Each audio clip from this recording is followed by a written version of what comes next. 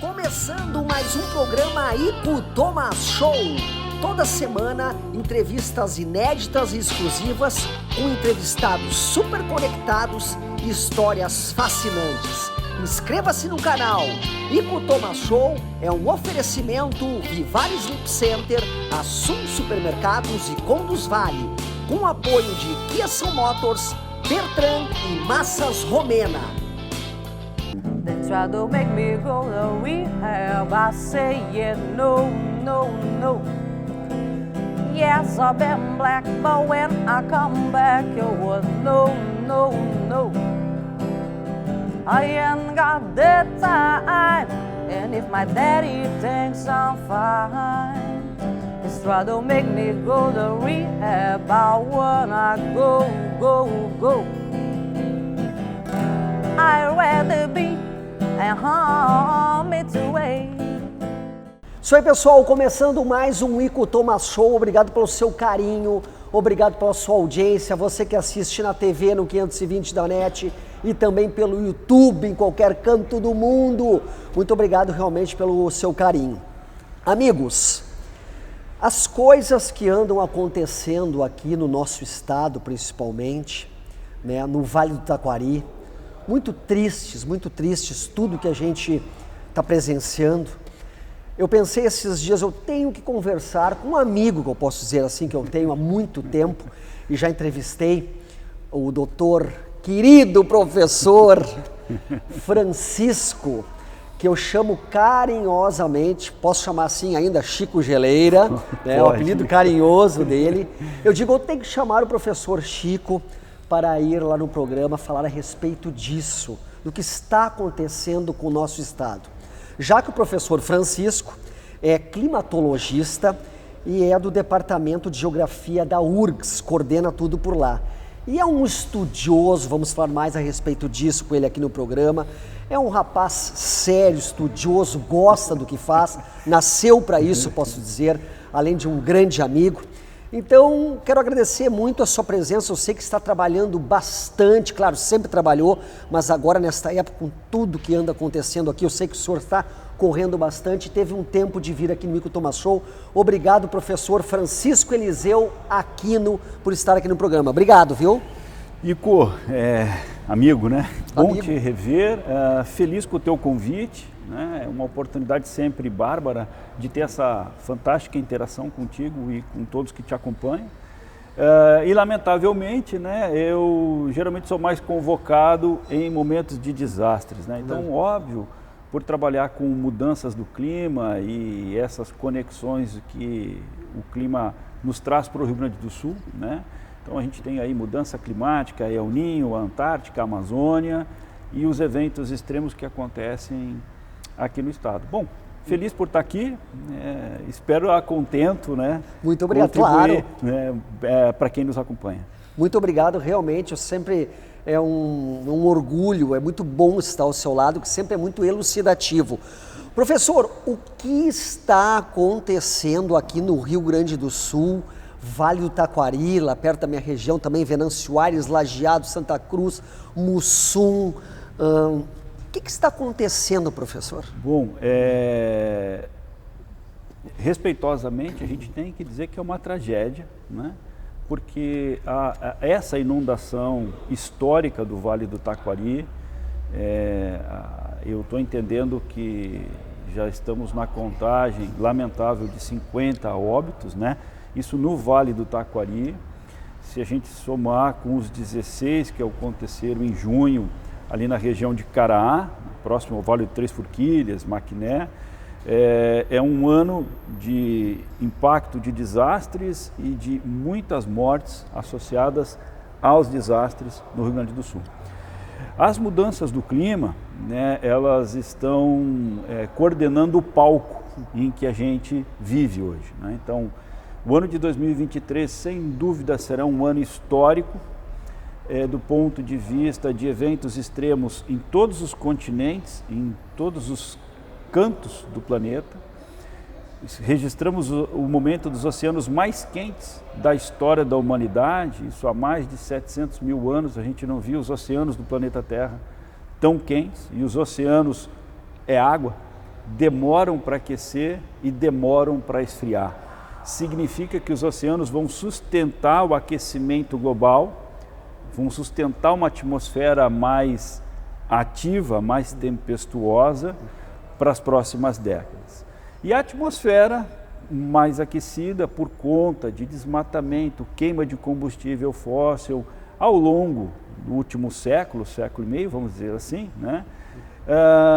Deram os sinais e a gente atingiu aí quase 1,2, 1,3 graus Celsius acima da temperatura média, que é aquela que os nossos livros de geografia e biologia nos mostravam com o planeta com a média de 14 graus Celsius. Em resumo, a atmosfera amplificou todos os eventos meteorológicos que existem no nosso planeta. Então, se nós formos para o Atlântico Norte, vamos falar de furacões, tempestades severas, tornados, ondas de calor, mega incêndios. Então, para o hemisfério sul, infelizmente, o pacote tem sido o mesmo: ondas de calor, mega incêndios, estiagens e eventos extremos de intensa precipitação. Também temos que lembrar que em 2023 nós iniciamos com um El Niño, um aquecimento acima da média do Oceano Pacífico tropical equatorial, também dando uma energia extra para o aquecimento global. E provavelmente esse El Niño vai ranquear entre os 3, 4 mais intensos dos últimos 100 anos.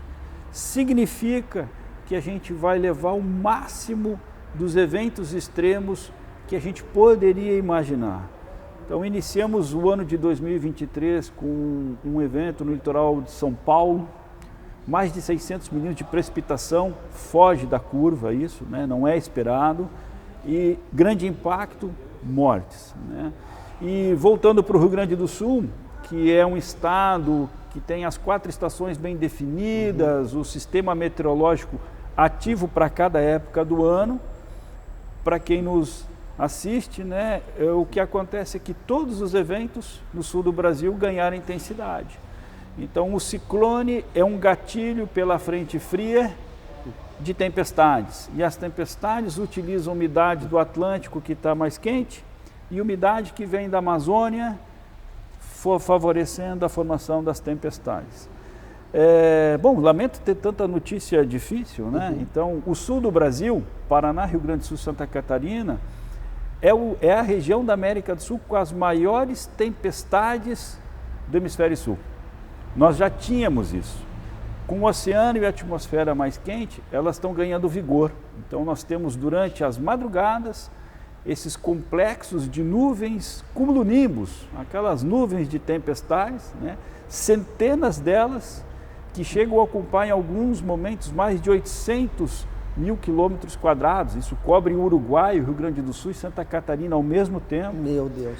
Geram intensa precipitação e, como eu disse há pouco, as frentes frias com ciclones encontram a América do Sul mais quente, dispara essas tempestades mais robustas e elas geraram a inundação que leva a nós termos os recordes desse inverno.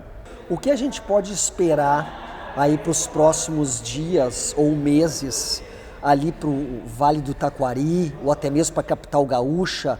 O que o pessoal está prevendo aí?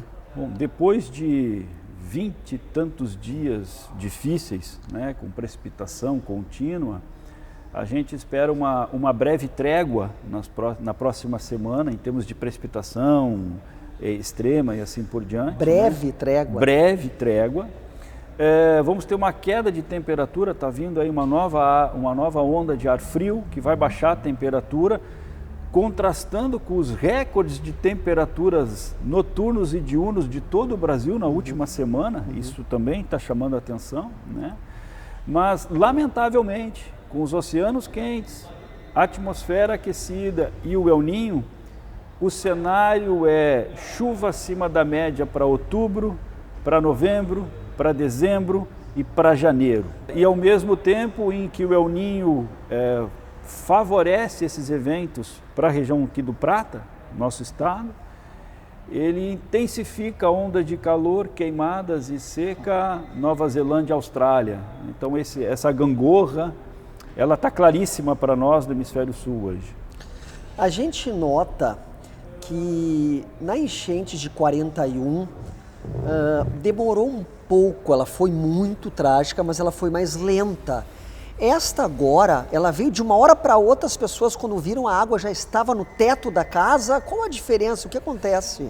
Uau, é uma pergunta difícil. Vários colegas da universidade e de outras universidades do nosso estado estão dedicados a isso, mas a gente tem que considerar que em 1941 nós tínhamos muito mais matas ciliares, aquela vegetação de margem de rio, né? Nós tínhamos muito mais banhados, os banhados absorvem a água como se fosse uma esponja e demora o leito do rio extravasar e chegar nas localidades. 41 também foi um ano de El Ninho. Em 41 choveu muito, meses antes, né? Então o processo foi crescendo até que mais ou menos o final do inverno, em 41, a gente chegou com o extravasamento do Guaíba, batemos 4 metros e 20 centímetros, eu não recordo agora, 4 metros e 17, né? E que inundou o centro de Porto Alegre, assim por diante. Bom, de lá para cá a gente fez obras, né? Construímos diques, que é a própria Castelo Branco, o Cais do Porto e etc., né? Mas o que nós temos modernamente falando, infelizmente, dos nossos avós para agora? As chuvas concentradas e mais intensas são mais frequentes agora. Então, o que aconteceu agora no Rio Grande do Sul, no Vale do Taquari, foram mais de 300 a 400 milímetros de precipitação intensa no centro-norte do Rio Grande do Sul. Essa água fluiu para a bacia de drenagem, que tem uma característica de rapidamente inundar os rios e arroios e descer as encostas da serra. Então essa onda, vamos dizer assim, também é inédita. Os cálculos de colegas da universidade mostram que um evento dessa magnitude deveria ocorrer uma vez em 10 mil anos. Olha só. Tá? E você já me citou 1941 e a gente rivaliza com 41 em menos de 10 mil anos. Tá? Então é só para quem nos assiste, né, prestar atenção de que é uma mensagem clara para o planeta e para o Rio Grande do Sul, lamentavelmente os eventos de precipitação extrema estão mais intensos, mais frequentes, assim como todos os outros. Então, claro, a combinação do nosso desordenamento de território, né, levou a uma conjuntura em que e aí você falou, Ico, Mussum, Roca Salles, aquela região toda do Taquari, o rio cruzou, ele não fez a curva, ele cruzou reto, né? E não poupou nada, nem ninguém, nem de quem está essencialmente na beira do rio ou quem estava longe da beira do rio. E foram mais de 4, 5 metros pelas estimativas, né? Pelos relatos que quem estava no terceiro andar estava vendo a água chegar em um apartamento, né? Então eu acompanhei relatos em que em algumas residências, em apartamentos em Roca Salles, as pessoas entravam pela janela do segundo andar do prédio para se socorrer durante a madrugada da inundação, que foi rápida, né? Realmente foi rápida. Estamos recebendo hoje aqui no Ico Thomas Show meu querido amigo professor Francisco Eliseu Aquino, que é climatologista e também chefe do departamento de geografia da URGS. Já voltamos com mais entrevista aqui, batendo um papo com o querido professor Francisco. É rapidinho. Ai, ai, ai, ai, ai, ai, Huggy of the big monkey man. Ai, ai, ai, ai, ai, ai, Huggy of the big monkey man. I never saw you, I only heard of you.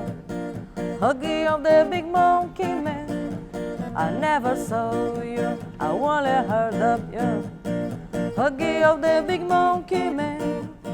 Estamos de volta com o Ico Thomas Show, hoje falando aqui direto da Kia São Motors com o meu amigo Francisco Eliseu Aquino, o professor Francisco, que é climatologista Departamento de Geografia da URGS. Eu chamo carinhosamente de professor Chico Geleira, que está até no Instagram, né, professor? Então as pessoas podem chamar assim, se quiserem também, né? Podem, eu devo ir mais ao Instagram.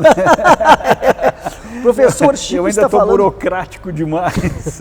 Professor Francisco está aqui falando a respeito desses acontecimentos que estão nos deixando realmente profundamente tristes e preocupados ali, né, no Vale do Taquari, essas enchentes, e falamos bastante disso no primeiro bloco, vamos falar agora, e no próximo programa o professor estará aqui conosco também. Professor, a gente sabe que esse tipo, né, de reação da natureza, isso acontece há muitos anos também. A gente pode falar que isto é cíclico, porque há 100, 200, 300 anos atrás isso também aconteceu. Ou tem muito da mão do homem nessa história de mudança climática? Ótima pergunta, Eco. Nós geocientistas, né, no meu caso, que trabalhei com fundo marinho e com geleiras e atmosfera, aprendi que o clima do planeta sempre teve mudança do clima, né? E as ciclicidades, elas estão na ordem de centenas para milhares de anos, né? Então, o planeta passou por períodos mais frios, glaciações, períodos mais quentes, que a gente chama de interglaciais. A humanidade, vamos colocar aí, cresceu, floresceu ao longo dos últimos 10, 12 mil anos e relativamente é um período frio. O que eu estou querendo dizer? O planeta Terra, como nós conhecemos, como nós imaginamos, como nós planejamos viajar, conhecer outras partes do planeta, ele tem deserto, ele tem floresta e ele tem gelo. Nas geleiras de montanha, na Groenlândia, na Antártica, e o mar congela no inverno e descongela no verão. O detalhe é que atualmente a nossa ocupação, o nosso uso do sistema natural, nós já poluímos completamente os oceanos, nós já poluímos as cidades, nós já queimamos florestas demasiadamente e etc. E a atmosfera, ela não é inerte, ela reage, e a reação é aumentar gases de efeito estufa e a atmosfera aquecer, e o aquecimento global, ele aconteceu em menos de um século e ele se acelerou em menos de 50 anos, então isso não tem padrão na natureza, tá? Bom, então quando a gente analisa milhões de anos atrás, ou os últimos 500 anos, vamos colocar nessas perspectivas, os atuais eventos, eles totalmente estão fugindo da expectativa da ciência, da técnica e do que a gente pode medir e imaginar. Então, sem dúvida alguma, a mudança climática atual é uma ação humana e é por isso que a gente deve pensar no Acordo de Paris, ou a gente deve pensar nos acordos internacionais e implementar eles nas nossas cidades, nos nossos estados, no país, para que a gente consiga suavizar e ganhar resiliência para cruzar as mudanças climáticas das próximas gerações. O que está aqui hoje não vai suavizar nas próximas décadas, né?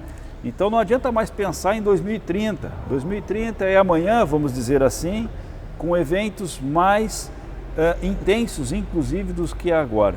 Vai piorar então, professor? Vai. Todos os prognósticos científicos de qualquer agência internacional de ciência e tecnologia, todas são coerentes e apontam os mesmos resultados. Vou dar exemplos. Nós temos bancos de dados no Japão, na Alemanha, na Rússia, nos Estados Unidos, um centro europeu, no Brasil, na Austrália. Nós podemos usar métodos sutilmente diferentes, os resultados são exatamente os mesmos. E quando a gente analisa os dados dos colegas para ter certeza que aquilo é o melhor dado ou realmente é robusto, continuamos com a mesma certeza. Então, desde o início da década de 1990, que eu estou, desde o início da minha graduação até hoje, trabalhando com isso, a gente só viu, lamentavelmente, que os modelos de mudança do clima, os prognósticos para a atmosfera, para o oceano apontavam, a gente já venceu. Pior, sempre pelo pior. Nunca foi de um modo mais suavizado. Então, é lamentável, né, que a gente conseguiu tornar o planeta Terra uma espécie de um laboratório em que a nossa ação, a nossa mão, venceu as forças da natureza. Então, é realmente uma informação impactante e isso também leva muito das pessoas a não querer prestar atenção, até não aceitar que isso é uma realidade. E vamos considerar que a humanidade tem diferenças culturais, crenças, religião, hábitos de comércio totalmente distintos no planeta, né? Então, tentar acordar isso tudo para um desafio que é o maior desafio que a humanidade tem, é o desafio da mudança climática, né? E a gente precisa urgentemente enfrentar com estratégias, com conhecimento, e a gente tem, tá? Para que a gente consiga, como eu disse antes, suavizar o nosso futuro. O nosso já é vencido, né? Mas a geração dos meus filhos, dos meus netos para frente, será mais cara e mais difícil pelo legado que eu estou deixando. Professor, e o que podemos fazer, hein? Bom, obrigado pela pergunta. Rezar. Importante, rezar. Isso é importante. Não, a gente precisa a gente precisa sempre melhorar e elevar a nossa visão de mundo, de sociedade. Isso é ninguém é contra isso, né? Mas ciência e tecnologia. Então vamos falar os veículos, né, no mundo cada vez melhora a relação quilômetro rodado por litro de combustível. A gente tem painéis solares, energia eólica, a gente pode absorver, utilizar a energia dos oceanos. Se a gente reflorestar mais, desmatar menos, aliás, a natureza é a melhor tecnologia para enfrentar a mudança climática, né? Então, se a gente combinar isso, a gente vai ganhar resiliência. Vamos pegar exemplos práticos.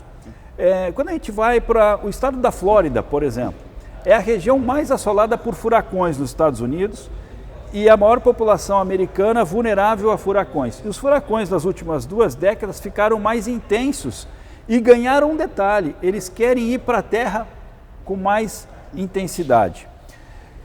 O que se faz nas regiões costeiras entre os estados do sul atlântico dos Estados Unidos?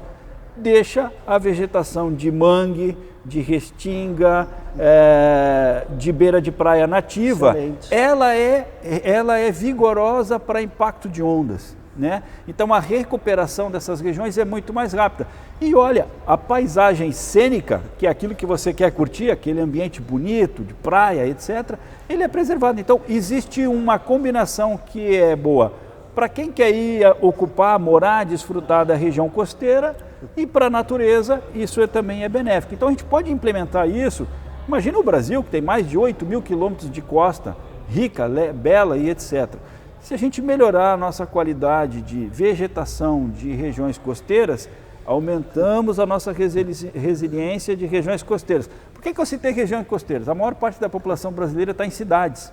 Aliás, o mundo está vivendo mais em cidades. E a maior parte das cidades brasileiras, ou a maior densidade populacional brasileira, é em região costeira. Então são as regiões mais, digamos assim, mais utilizadas ou mais impactadas pelo nosso desenvolvimento.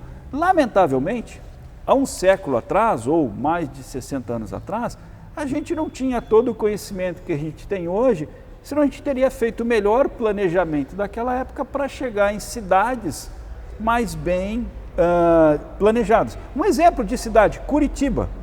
Desde os anos 70, minha geração, houve planejamento urbano de cidade de Curitiba. E, de fato, cidade de Curitiba é um modelo de cidade que cresceu com um belo planejamento.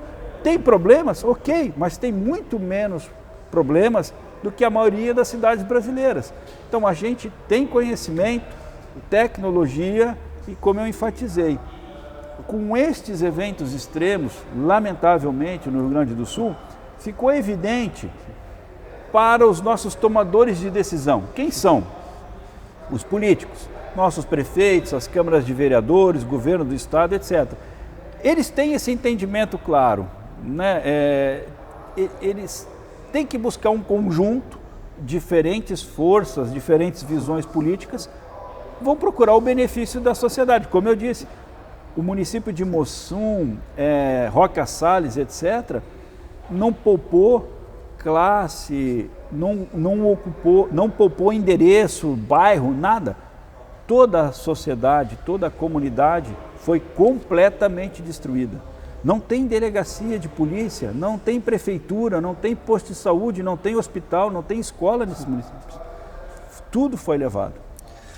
Pessoal, muito interessante e esclarecedora aqui a nossa conversa com o professor Francisco Eliseu Aquino, né, que eu chamo de carinhosamente Chico Geleira, professor Chico Geleira, climatologista do Departamento de Geografia da URGS. Voltamos na semana que vem com mais um programa. O professor Chico vai estar aqui conosco novamente para mais esclarecimentos. Muito obrigado pela participação e até semana que vem, professor, certo? É sempre uma grata satisfação te encontrar e estar aqui no teu programa. Muito obrigado. Isso aí, pessoal. Até semana que vem. Valeu! He left no time he great, kept his stick away when he same old say, babe, me and my head high and my tears dry, get on with, oh my God, you went back to why you know.